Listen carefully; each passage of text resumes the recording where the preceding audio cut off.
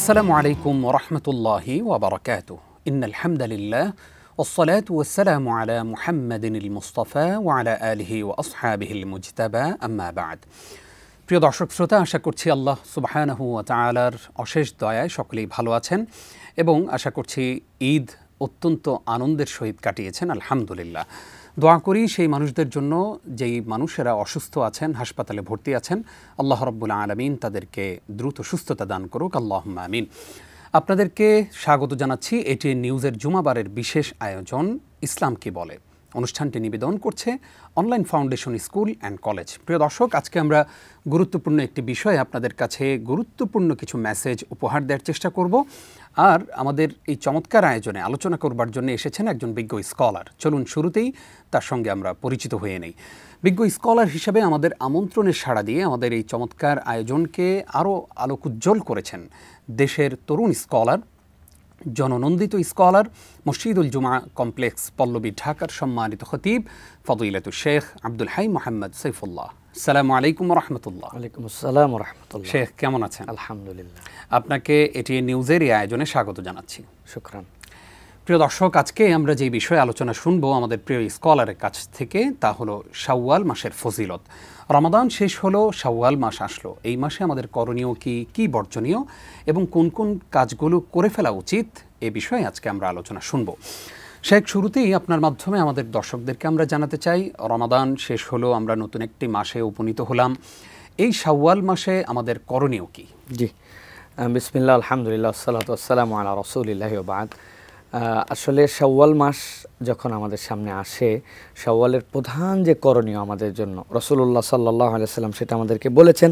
রাসূলুল্লাহ সাল্লাল্লাহু আলাইহি ওয়াসাল্লাম বলেছেন, মান সামা রমাদানা সুম্মা আতবাআহু সিত্তাম মিন শাওয়ালিন, কেউ যদি রমাদানের রোজাকে পূর্ণ করে এরপরে এর অনুগামী হয়ে শাওয়ালের 6টা রোজা পালন করে, তা সিয়ামে দাহর, সে যেন এইটা তার পুরো বছরের সিয়াম পালন হিসেবে আল্লাহর কাছে এসে যেন বিবেচনার মধ্যে নিয়ে গেল, বিবেচিত হয়ে গেল। সুতরাং শাওয়ালের প্রধান আমলই হচ্ছে যে আমাদের জন্য 6টি নফল সিয়াম পালন করা, আমাদের সাধ্যের মধ্যে সুযোগ থাকলে, আমাদের সুস্থতা থাকলে এটা আমাদের জন্য পালন করা, এটা আমাদের জন্য অত্যন্ত গুরুত্বপূর্ণ আমল।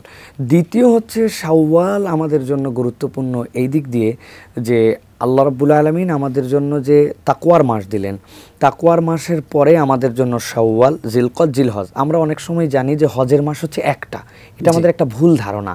হজের মাস কিন্তু 3টা। হজের পালনের মাস একটা, যেই মাসের মধ্যে যে আমাদের হজ উদযাপন করতে হয়, কিন্তু হজের মাস 3টি। শাওয়ালও কিন্তু এরকম একটা মর্যাদাপূর্ণ আমাদের জন্য মাস, যেই মাসের মধ্যে আল্লাহ রাব্বুল আলামিন কোরআনুল কারীমের মধ্যে বলেছেন, অতএব তোমাদের জন্য এই সকল কার্যকলাপ যেগুলো আল্লাহ পছন্দ করেন না, যেগুলো তোমাদের জন্য তোমরা দুনিয়ার বুকে লাগ হিসাবে যেগুলো, এই কাজগুলি তোমরা এখান থেকে পরিহার করবা। সেই মর্যাদার মাসের মধ্যে অন্যতম একটা মাস হচ্ছে শাওয়াল মাস, যেখান থেকে আমাদেরকে এই কাজগুলির পরহেজ করে চলতে হবে। তৃতীয়ত বলবো যে আমি এতদিন পর্যন্ত একটা ট্রেনিং সেন্টারে অনেক বড় ট্রেনিং নিয়েছি। এখন আমি এই ট্রেনিংয়ের যথোপযুক্ত ব্যবহার করতে পারি কিনা, আমি সত্যি যে ট্রেনিং আমি নিয়েছি সেই ট্রেনার এবং সেই মাসটা যেটা আমাদেরকে ট্রেনিং দিল রমাদান, তার প্রতি বিশ্বস্ত কিনা, এই বিশ্বস্ততার কিন্তু অন্যতম একটা কি বলবো আমরা, যে কার্যকলাপে পরিণত করার মাস হচ্ছে শাওয়াল। এই জন্য আমাদের ওস্তাদ ডক্টর আব্দুল্লাহ জাহাঙ্গীর রাহিমাহুল্লাহ তিনি বলতেন আমাদের কাছে যে, দেখো, আমরা শাওয়াল মাসে অনেকে বিশ্বাসের সাথে পদার্পণ করি, অনেকে বিশ্বাসঘাতকতার সাথে পদার্পণ করি। বিশ্বাস মানে কি?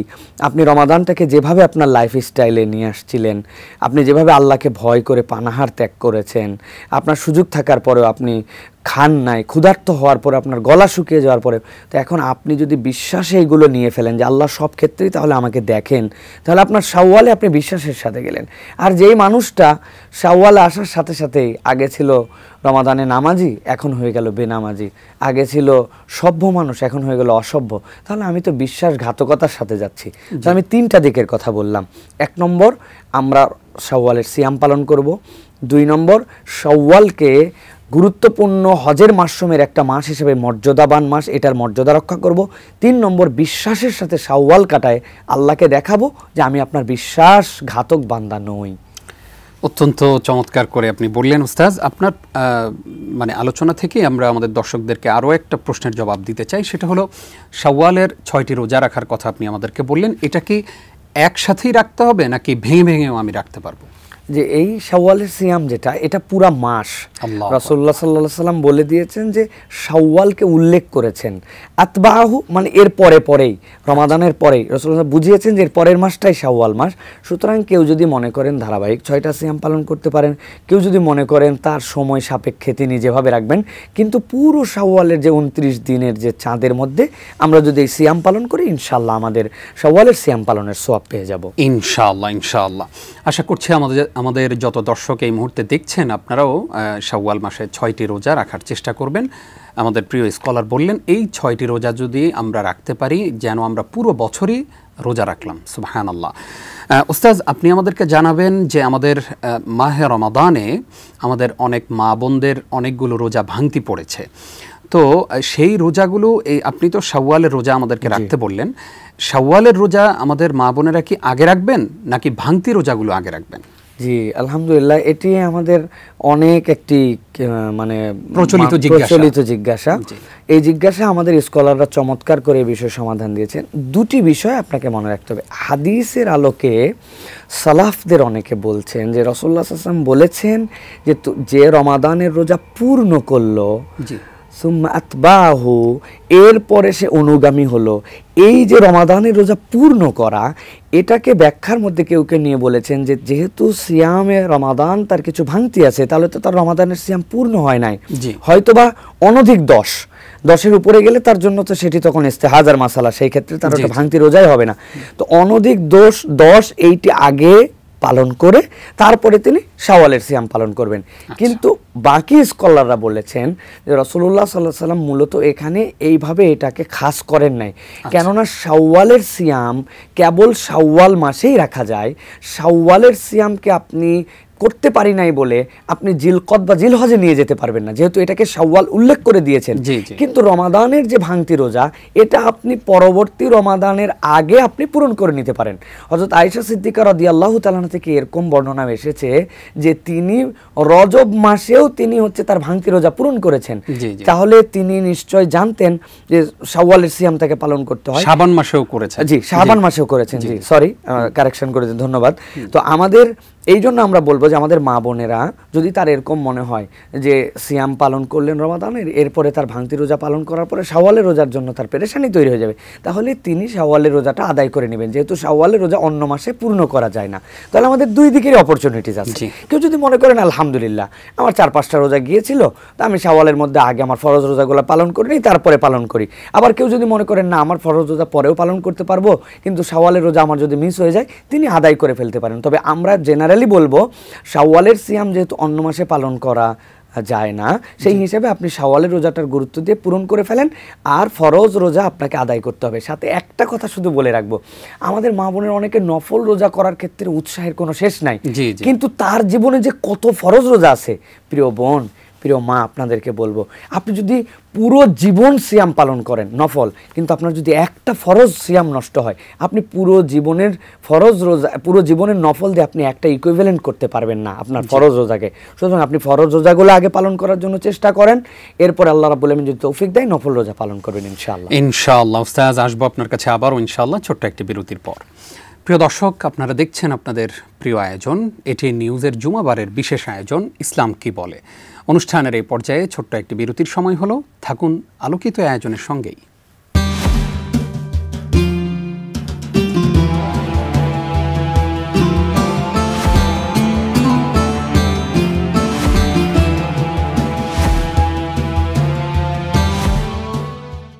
আসসালামু আলাইকুম রহমতুল্লাহি ওয়া বারাকাতুহু। প্রিয় দর্শক, আরও একবার স্বাগত জানাচ্ছি আপনাদেরকে এটি নিউজের জুমাবারের এই বিশেষ আয়োজন ইসলাম কে বলে।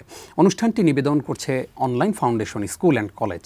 আজকে আমরা শাওয়াল মাসের ফজিলত বা তাৎপর্য নিয়ে কথা বলছি, আর আলোচনা করছেন দেশের তরুণ স্কলার ফদিলাতুল শেখ আব্দুল হাই মোহাম্মদ সাইফুল্লাহ।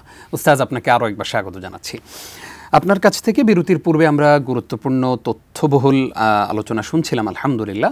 আপনি আমাদেরকে বলবেন যে রমাদানে আমরা অনেক মুসল্লি আমরা খুঁজে পেয়েছি মসজিদে, বিশেষ করে রমাদানের প্রথম দশকে, মাঝখানের দশকে অনেকে হারিয়ে গিয়েছিলেন, আবার শেষ দশকে এসেছেন। এখন ঠিক ঈদের চাঁদ উদিত হওয়ার পর থেকে সেই মুসল্লিদেরকে আমরা আর মসজিদে খুঁজে পাই না। কেন আমাদের আচরণগুলো এমন হচ্ছে কেন? আসলে আমাদের যে মুসল্লিরা, আমাদের যে নামাজিরা, তারা রমাদানকে যে গুরুত্ব দিয়েছেন, যে মর্যাদা রমাদানের সেটিকে সম্মান জানিয়েছেন, এটির কারণে আমরা তাদেরকে অ্যাপ্রিসিয়েট করি যে আলহামদুলিল্লাহ আপনি রমাদানের গুরুত্বটা অনুভব করেছেন, এটা মর্যাদার মাস। কিন্তু প্রিয় ভাই এবং প্রিয় বোনদেরকে বলবো, যারা রমাদানের গুরুত্ব আমরা অনুভব করে মসজিদমুখী হলাম, আপনি রমাদানের গুরুত্বে মসজিদমুখী হয়েছেন কি করার জন্য? সালাত আদায় করার জন্য। কিন্তু আমাদের কাছে কি কোনো এরকম বার্তা আছে যে আমাদের জন্য রমাদানে আমরা সালাত আদায় করব, কিন্তু রমাদানের বাইরে আমাদের সালাত আদায় না করলেও চলবে?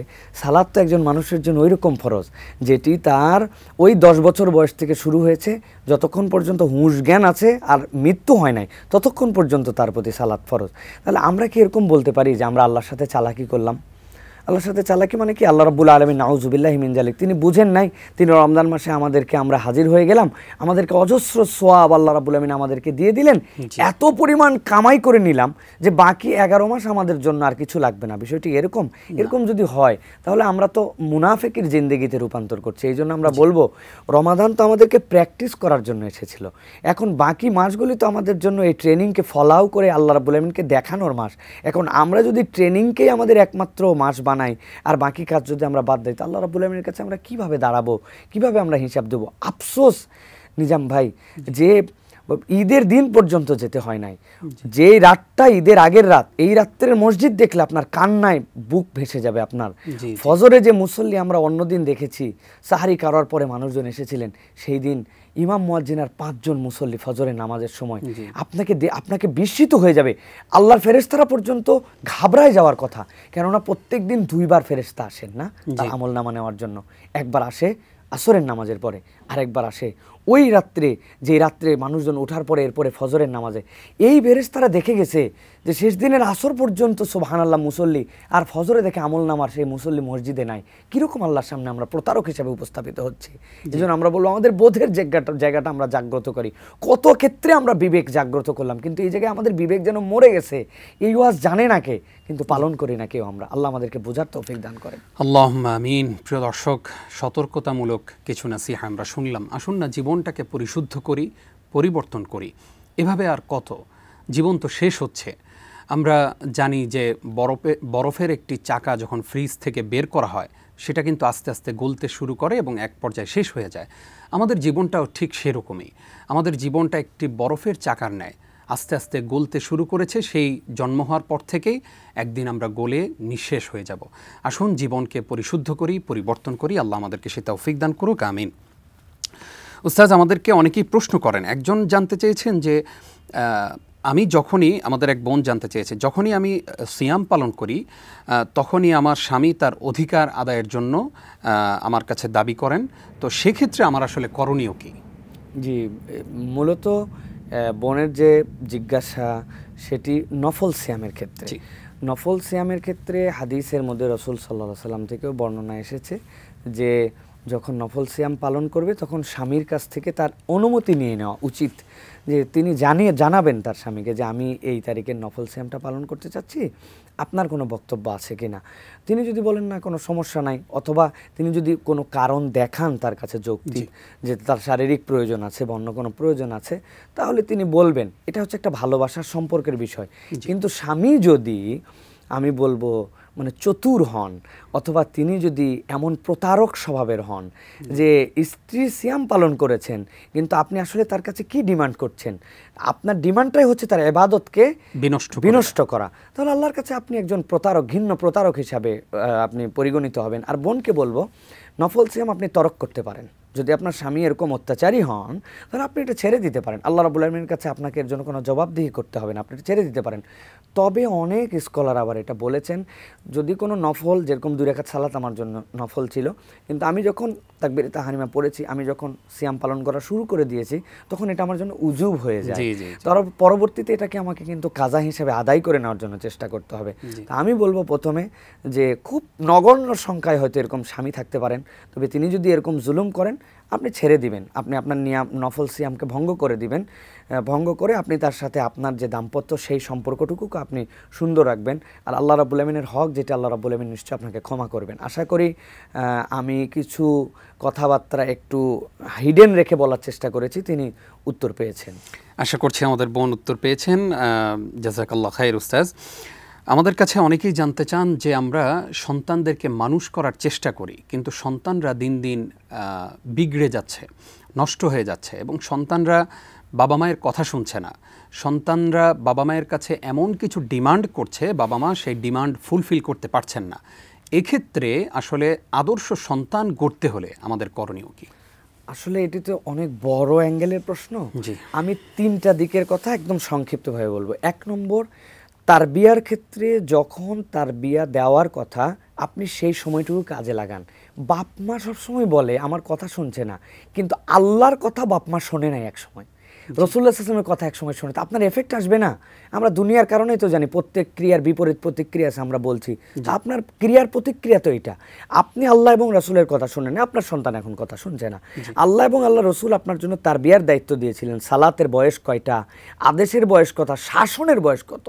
আমি এমন একটা কথা বলি নিজাম ভাই মাঝে মাঝে, যে দেখেন রাসূলুল্লাহ সাল্লাল্লাহু আলাইহি ওয়াসাল্লামকে রহমাতুল্লিল আলামিন বলি, নবীজির পুরা জীবন বিশ্লেষণ করলে আপনি খুঁজে পাবেন না রাসূলুল্লাহ সাল্লাল্লাহু আলাইহি ওয়াসাল্লাম এত কঠোর শাসনের কথা বলেছেন যিনি রহমাতুল্লিল আলামিন। তিনি বলছেন তোমার সন্তানকে 7 বছরে সালাতের আদেশ দাও, 10 বছরে শাসন করো। মারার কথা বলেছেন নবী করিম সাল্লাল্লাহু আলাইহি ওয়াসাল্লাম। আপনি সেই সময় আদরে সোহাগে থাক, শরীর খারাপ হয়ে যাবে, কোচিং আছে, সামনে পরীক্ষা, আপনি তাকে রোজার উৎসাহ দেন নাই, সে থাকতে চাইছে, আপনি বলছেন না এসএসসির পরে রোজা থাকিস, অথচ তার ফরজ হয়ে গেছে 12-13 বছর বয়সে, তার সালাতে আপনি ফজরে ডাকেন নাই, আপনি কোচিং মিস করতে জন্য সকাল 10টার সময় ফাটায় ফেলছেন পিটায়া, আর আপনি ওই বাচ্চাকে মাসের পর মাস গেছে ফজরে ডাকেন নাই। আপনি বড় হওয়ার পরে বলতেছেন আমার সন্তান আমার কথা শুনবে না তো। আপনি যেই বয়সে তাকে যে ধরনের পোশাক আশাক দেওয়ার কথা ছিল না, নিয়ন্ত্রণ কথা ছিল, আপনি ওই সময় ওই পোশাক আশাক তাকে পরাইছেন। এখন সে আর ইসলামী অনুশাসনের পোশাক পছন্দ করে না, সে এখন আধুনিক হয়ে গেছে, আমরা দেখতে পাচ্ছি। সুতরাং প্রথম দায়িত্ব আপনি নিজে সন্তানের প্রতি দায়িত্বশীল কিনা। দ্বিতীয় বিষয় হচ্ছে এমন কোনো দোয়া তাসবিহ নাই ভাই, আমাদের কাছে এসে বলে বিরাট ঝামেলায় পড়ে গেছে হুজুর আমাদেরকে বাঁচান। আমি বলি ভাই 2,02,202 টাকা দেন, দেখি কি সে রাজি হয়ে গেছে, মানে সে এত বড় ঝামেলায় পড়ছে। আসলে তো এরকম কোনো টাকা পয়সা দিয়ে আপনার দোয়া তাসবিহ আপনার জন্য নাই। আপনার দোয়া তাসবিহ হচ্ছে আপনার সন্তানকে ইসলামের যে অনুশাসনের মধ্যে রাখা। এই অনুশাসন বোঝানোর জন্য বলছি সহবত দরকার।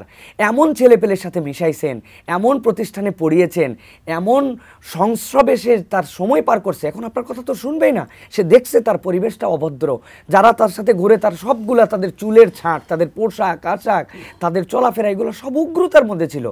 এটা 2 নম্বর। 3 নম্বর তারবিয়াতের কথা বলবো, সন্তানকে শেখান, সন্তানের নজরকে নিচে রাখা শেখান। যা চাইছে, আমার সন্তান চাইছে আদরে মায়ায় হাওলাত করে নিয়ে এসে ঘি খাওয়ানোর মতো অবস্থা করছি আমরা, যা চাইছে একদম আপনি আনন্দ উদ্বেলিত হয়ে গেছেন। না, আপনার সন্তানের চোখকে নিচে নামানো শেখান, কৃচ্ছতা শেখান, অভাব বোঝান। চাইলেই দিবেন না, দেওয়ার সামর্থ্য থাকলেও দিবেন না। এক ডিম অর্ধেক করে 2 ভাই বোনকে খাওয়াবেন, আবার একটা ডিম সিদ্ধ করে অর্ধেক করে খাওয়াবেন, সে যেন বোঝে যে ভাগ করে দিতে হয়। 2 ডিম আছে, গোটা গোটা দিবেন না তাকে। আপনি এটা শেখানোর জন্য ট্রেনিং করাবেন তাকে আপনি।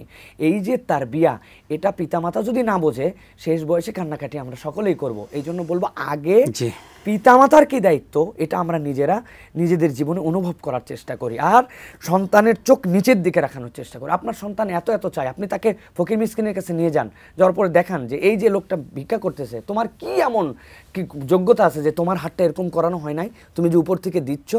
এই যে তার বিয়ার অভাব, আমাদের বাপ মা আদরে আল্লাহ দে, আমাদের বাচ্চা চাইতে দেরি, দিতে দেরি নাই, একটার জায়গায় 3টা লাগবে, আমার সন্তান কলিজা ফেটে যাচ্ছে, কিন্তু একসময় এই সন্তান আপনার কান্নার কারণ হবে। আল্লাহ আমাদেরকে বোঝার তৌফিক দান করুন। আল্লাহুম্মা আমিন। অসংখ্য ধন্যবাদ উস্তাজ, অনেক গুরুত্বপূর্ণ নসিহা পেশ করলেন। দেখতে দেখতে আমরা অনুষ্ঠানের একেবারেই শেষের দিকে চলে এসেছি। কষ্ট করে আমাদেরকে সময় দেবার জন্যে আপনাকে অসংখ্য ধন্যবাদ জানাচ্ছি। জাযাকাল্লাহ খায়র। প্রিয় দর্শক, এতক্ষণ যারা আমাদের সঙ্গে ছিলেন আপনাদেরকেও ধন্যবাদ জানাচ্ছি। সর্বশেষ যেই পয়েন্ট আমরা শুনলাম, সন্তানকে আসলে কিভাবে মানুষ করবেন। আমরা অনেক সময় সন্তানদের জন্য বাবা মায়েরা হারাম ইনকামে লিপ্ত হই সন্তানের সুখের জন্য। এই ইনকাম কখনো আপনার সন্তানকেও সুখী করবে না, আপনাকেও সুখী করবে না। আল্লাহ রাব্বুল আলামিন আমাদেরকে বুঝার তৌফিক দান করুক, আমিন। আজ এই পর্যন্তই। আপনারা এতক্ষণ দেখছিলেন ইসলাম কি বলে। অনুষ্ঠানটি নিবেদন করেছিল online foundation school and college. বিদায় নিচ্ছি আমি নিজাম বিন মুহিব। আসসালামু আলাইকুম ওয়া রাহমাতুল্লাহি ওয়া বারাকাতুহু।